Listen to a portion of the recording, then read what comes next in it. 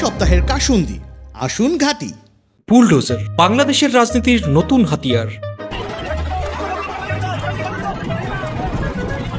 কেউ কেউ এখন বলতেই পারেন যে মব কিছু মনে রাখা হবে। মব কিছু, মবখানে মব, আসলে সবখানে। ৩২ নম্বরের দিকে বয়ে যাওয়া বুলডোজারের হাওয়া পুরো সপ্তাহ জুড়েই ছিল। দেশের নানান জায়গায় ভাঙচুর চালিয়ে মব ঢুকেছে বইমেলায়ও। তসলিমা নাসরিনের বই রাখাকে কেন্দ্র করে একটি প্রকাশনীতে এসেছে মবের দাওয়াত। চলে এলাম।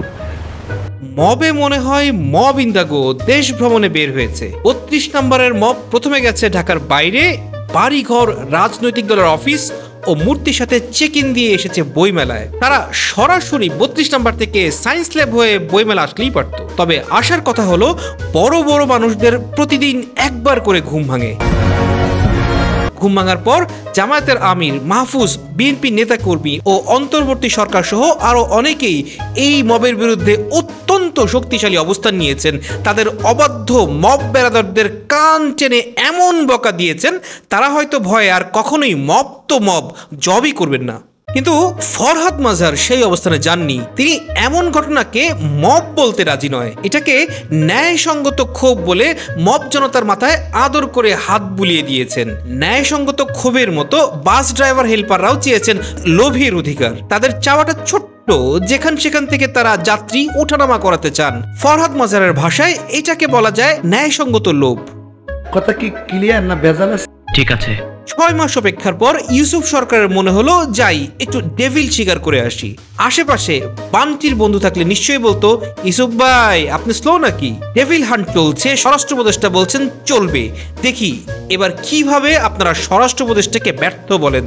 দুনিয়াটা হয়ে গিয়েছে হিজ হিজ হুজ হুজ। একটু অবসর কেউ কাউকে দিতে চায় না। তবে মব, বুলডোজার আর ডেভিল হান্ট মিলে নিশ্চিদ্র এক অবসর দিয়েছে বিচার বিভাগকে। হাতে অখণ্ড অবসর। মবের মতো বিচার বিভাগও পারে একটু বিশ্ব ভ্রমণে বের হতে। সরকারের অবস্থা হয়েছে শীতকালে কম্বলের মতো। মাথা ঢাকলে পা বের হয়ে যায়, পা ঢাকলে মাথা। আইন শৃঙ্খলা ঢাকলে ঐক্য বের হয়ে যায়, ঐক্য ঢাকলে বের হয়ে যাচ্ছে সিন্ডিকেট। অপারেশন ডেভিল হান্টের মাঝেই নুরুজ্জামান কাফি নামে এক ইনফ্লুয়েন্সারের বাড়িতে কারা যেন আগুন দিয়েছে। আগুন দেওয়া হয়েছে মুন্সিগঞ্জে থেমে থাকা বাসে। মারা গেছে হেল্পার। রাত চলে যাচ্ছে দুর্বৃত্তদের দখলে। ময়মনসিংহে রাতভর হামলা চালিয়েছে কারা যেন। হামলা করেছে বাড়িতে বাড়িতে। এরা কি মব নাকি পুরনো কোনো সব, নাকি মবের বিনিময়ে নতুন কোনো জব? মানুষ হয়ে জন্মানোর একটা বড় সমস্যা হলো ক্ষমতায় গেলে মোরাল পুলিশিং পেয়ে বসে। প্রেম ভালোবাসাকে মনে হয় তামসা, ব্যক্তি স্বাধীনতাকে মনে হয় বাড়াবাড়ি, পপুলার হতে করতে হয় কারাকারি।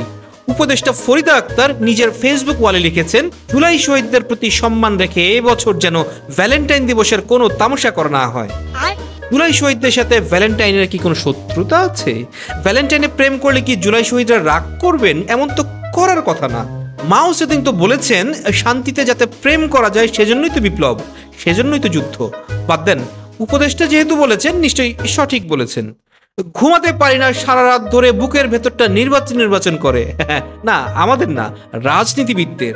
তাদের জন্য মেডিসিন নিয়ে হাজির হয়েছে নির্বাচন কমিশন। তারা জানিয়েছেন ডিসেম্বরকে সামনে রেখে নির্বাচনের প্রস্তুতির কথা। সরকার চাইলে এর আগেই হবে স্থানীয় সরকার নির্বাচন। এবার যদি পলিটিশিয়ানরা একটু ঘুমোতে পারে। এদিকে নাহিদ ইসলাম চিন্তিত দেশবাসীর মধ্যে মিল মহব্বত নিয়ে। মিল মহব্বতের অভাব দেশের সংস্কার কাজের জন্য একটি গুরুত্বপূর্ণ চ্যালেঞ্জ হয়ে দাঁড়িয়েছে বলে জানিয়েছেন তিনি। পাশাপাশি একটা সাক্ষাৎকারে বলেছেন, আগে শত্রু ছিল একজন, এখন মনে হচ্ছে চারিদিকে শত্রু। কি একটা বিপদ, কি বিপদে পড়লাম। আপনার বায়ুর অবস্থা কি জানি না, তবে ঢাকার বায়ুর অবস্থা ভালো না। Dhaka in a relationship with ধুলাবালি। I am crying.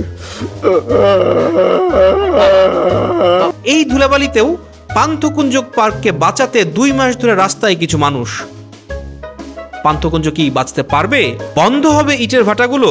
গাছেরা পাখিরা থাকবে আমাদের সাথে? নাকি এই পৃথিবীটা কেবলই মানুষের? সাগর রুনি হত্যাকাণ্ডের 13 বছর পূর্ণ হলো এই সপ্তাহে। জাতীয় জাদুঘরে চলছে সাগর রুনি ফাউন্ডেশনের আয়োজনে হিউম্যান রাইটস ফটো অ্যাওয়ার্ড ও এক্সিবিশন। ঘুরে আসবেন, নীরবে নিভৃতে কাঁদা বিচারের বাণীর একটু চোখ মুছে দিয়ে আসবেন। দীর্ঘ 6 মাস অপেক্ষার পর অবশেষে সামনে এসেছে স্বৈরাচারের আয়নাঘর। প্রধান উপদেষ্টা, সাংবাদিক ও ভিকটিমরা পরিদর্শন করেছেন স্বৈরাচার শেখ হাসিনার গোপন এই বন্দিশালা। দেওয়ালগুলো রং হয়েছে, কোথাও কোথাও আস্তর হয়েছে, নষ্ট করার চেষ্টা হয়েছে, অনেক প্রমাণ। তবুও তো সামনে আসলো দেশের টাকায় দেশের মানুষকে নির্যাতনের হাসিনাস্ত্র। কাসুন্দি দেখেন রাজনীতির হালচাল নিয়ে ভাবা প্র্যাকটিস করে, নিজের মতামত জানান।